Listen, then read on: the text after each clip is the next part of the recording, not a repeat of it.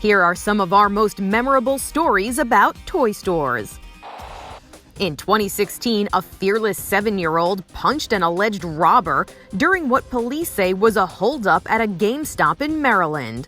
Store surveillance video showed the terrifying scene. The armed perps ordered 3 customers, including the boy, against a wall. They then ordered store employees to the floor while they grabbed cash and goods. The child's actions didn't stop the crime in progress, but fortunately he wasn't hurt either. That same year, a boy in Canada got a special trip to the toy store. 8-year-old Victor was treated to the shopping spree by the Starlight Children's Foundation. Victor was dealing with some significant health issues and had to spend time away from home to receive treatment. The little boy got to forget his troubles for a while with the spree, a 3-minute dash in which he could grab whatever he wanted. He ended up with $2,300 of merch. Not bad for 3 minutes. Give me some knuckles right here. Go boom! Oh, also in 2016, this couple said "I do" in an unlikely venue, the toy aisle at K-Mart. Brad and Denise tied the knot in front of friends and family. The location had special meaning for the pair. My kids and I were playing in the toy aisle, and we're throwing the ball, and my kids ran into her kids, and I about ran her over, and I was like, "Hi!" And I was looking at her, I was like, "Wow, this woman is beautiful." 5 years later, they decided to return to the Des Moines, Iowa store for their wedding. I thought he was crazy. After the ceremony, they had their reception at Burger King, because that's where they had their first date. In 2018, Inside Edition's Les Trent visited the woman who penned the Toys R Us jingle. I don't want to grow up, I'm a Toys R Us kid. Linda Kaplan-Thaler wrote the tune with, get this, best-selling crime writer James Patterson back in 1982. He was her boss at an ad agency.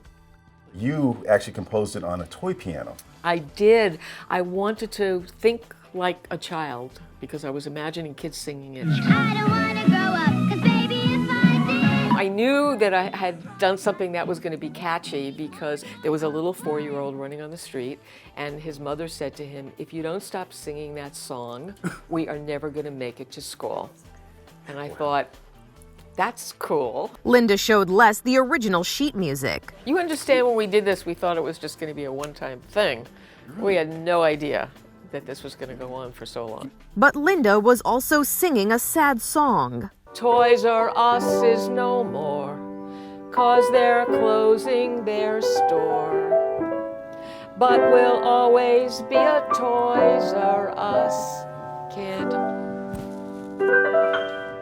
That's because the famed toy chain was set to close all its locations that year. Inside Edition Digital visited a Toys R Us location in the New York City area that was about to close down. It was a bleak scene, as these images show. But reports of the death of the chain may have been exaggerated. There are still 2 locations in operation, one in New Jersey and one in Texas.